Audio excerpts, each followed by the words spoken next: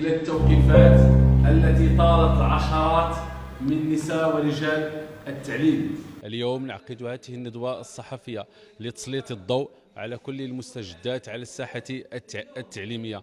بطبيعة الحال البارحة هناك مسيرة الغضب، مسيرة الكرامة، التي بمثابة استفتاء عبر فيها رجال ونساء التعليم عن غضبهم لكل هذه الحوارات، عبر فيها نساء ورجال التعليم عن غضبهم لكل هذه المخرجات، مخرجات 10 دجنبر وكذلك مخرجات 26 دجنبر.